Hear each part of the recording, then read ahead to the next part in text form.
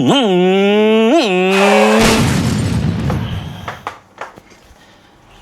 nga ba ang unang pumapasok sa isip natin pag naririnig natin ang Dubai?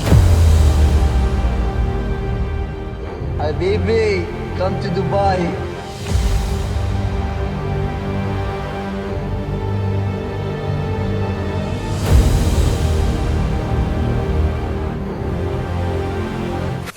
Ako? Ito.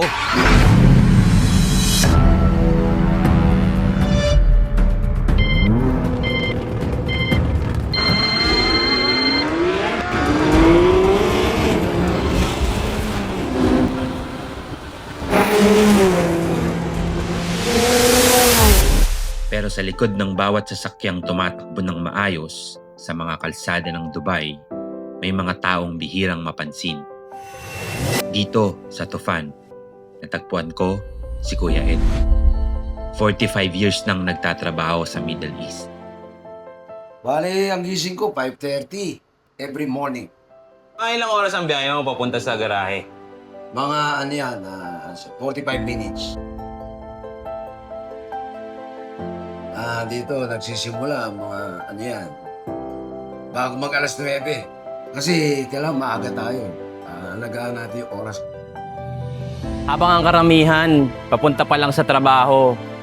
Pero ang ibang mekaniko, ilang oras na nagtatrabaho. Hindi pare-parehas ang araw nila. Kaya araw-araw, ibang challenge. Kuya, ano yung unang ginagawa mo sa trabaho? I-check ko muna tong tools kung halimbawa ito kasi pang high speed ito eh. Okay. Pa-check ko to kung naka-charge. Kasi ilang taon ka na nagme-mekaniko? Ano na, 46 years experience. 46 years na, grabe. 46 years baka kahit nakapikit to, kayang gawin yung sasakyan mo. Kaya nga pag may nagtanong sa akin mekaniko, sir, ano ba sira nito? Sabi ko lang, sasagot ko, change mechanic. Sa tagal mong pagiging mekaniko, pare-parehas ba yung nagiging araw mo? Hindi siyempre iba-iba. Kada araw. Mga merong mahirap tayong nagagawa na hindi naman kaagad na susunod. Okay, we are actually up for a challenge, maging mekaniko of the day. Okay, sasamahan natin si Kuya at i-experience natin kung paano maging mekaniko dito sa Dubai. Tara!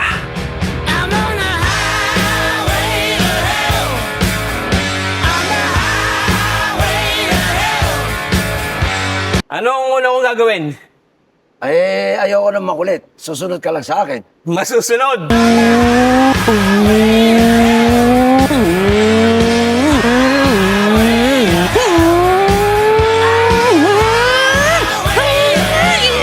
Reverse!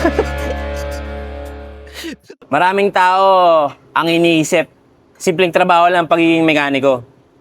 Pero bawat tunog ng sasakyan at bawat ilaw na makikita mo sa dashboard, may dahilan. Kuya, sa ganitong makina, sobrang busog, punong-puno, V12 engine.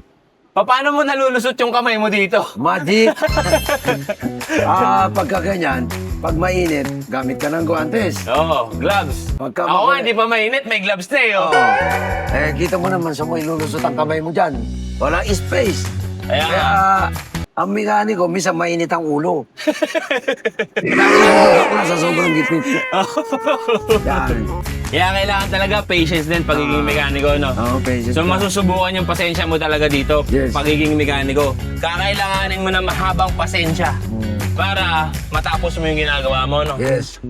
Pero ang ano dyan, importante, troubleshooter ka na problem solver. Oo. Iba yung mekaniko na nagpapalit, tanggal kabit. Exchanger lang. Yan na ang mekaniko. Pasabi ng mekaniko na siya. Oo. Pero importante rin, diagnosis. Every repairs carries responsibility.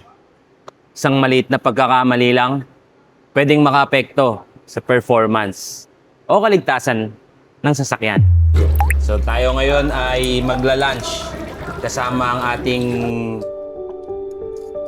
mekaniko na si Kuya Ed. Kuya, ilang taon ka na dito sa Dubai? Sa Dubai specific?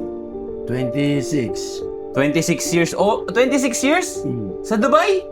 Oh my God, so ang tagal mo na dito. Wala pang Burj Khalifa, Wala pa. wala pa. Desierto pa. Desierto pa lang, no? Oo. Pero saan ka nagtrabaho no, nung mga panahon na yon? Sa dealership ako. Specialist ako sa transmission. Kasi ano nung nag-apply ako papunta rito, naghanap sila ng mekaniko. Ang daming aplikante, 100 applicant, puro mekanik. Okay. Sabi ko, mahirap makapasok dito. Mm. So, nag-ano ako na specialist sa transmission. Dalawa lang kami. Ah. Dalawa lang kami natanggap. So kuya, ano yung pinaka namimiss mo sa Pilipinas? Siyempre, hindi na tayo nakakapagpasko ron. Wala nang New Year. New Year. Birthday. Oo. Wala na. Kumbaga, ano na? Ano na lang sa'yo. Sabihin sa'yo, birthday. Kailangan magpadala. Birthday daw. Hingi na lang ng padala. Pero nakamiss din. Siyempre, malayo sa pamilya.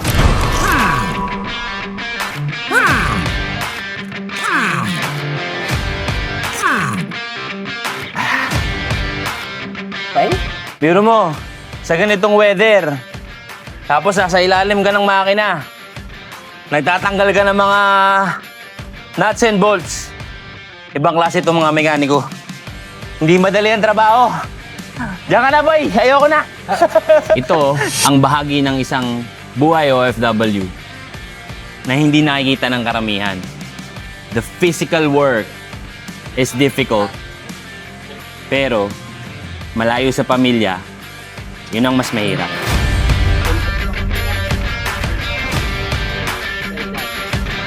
Si Ace, di ko nakikita. Saan nagpunta yun? Kanina ko pa hinahanap eh.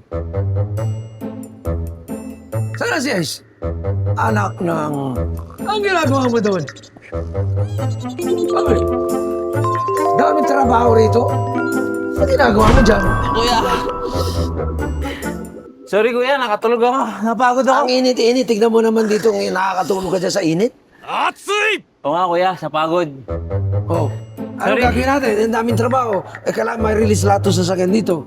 Okay kuya, tara na. Trabaho na tayo. Talaga naman. Tara na, sorry.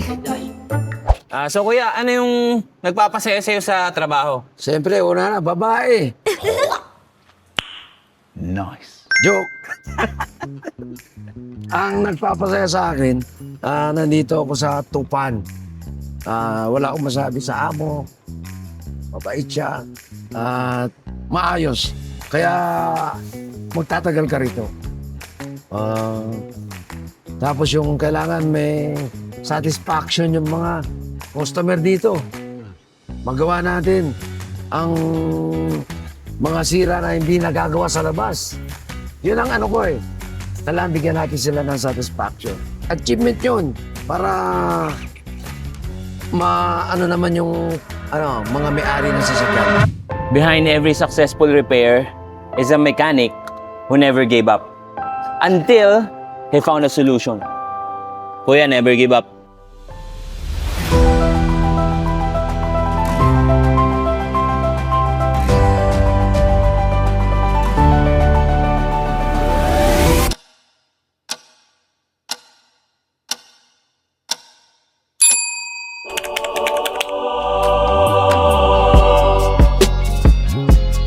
Pauwi na ako. Miss na kita. Baby, pauwi na ako. Uuwi na. Hey, hindi ka na malulungkot. Malapit na ako, baby, pauwi na. Kapag nagdala tayo ng sasakyan sa garahe, ang kadalasan nating iniisip kung magkano yung gastos, kung gaano katagal ang repair. Pero ang hindi natin iniisip, yung mga taong nasa likod nito. Mga taong gumigising ng maaga, mga taong napapagod araw-araw, mga nagsasakripisyo para sa pamilya. Hindi ka na malulungkot. Malapit na ako, baby, pauwi na. Itong trabaho ko to, malaki responsibilidad ito. Hindi lang basta trabaho to. Para sa kabutihan ng mga tao ko rito. At proud ako doon. Kaya the next time na sumakay ka sa iyong sasakyan, the next time na maayos ang takbo ng iyong makina, tandaan mo, may mga taong nagtatrabaho sa likod ng eksena. Mga taong hindi madalas makita, pero mahalaga sa bawat biyahe. Kaya sa lahat ng mga mekaniko, saludo ko sa inyo. Grind lang ng Sinusulit bawat time. Grind lang ng grind, yan ang laging nasa mind.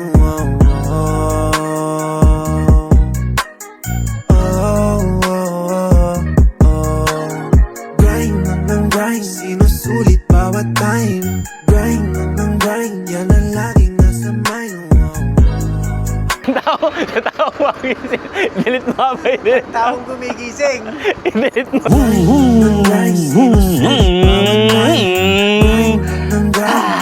Nagvi-visualize ako. Paano to i-race? VTEC engine. Racing seat.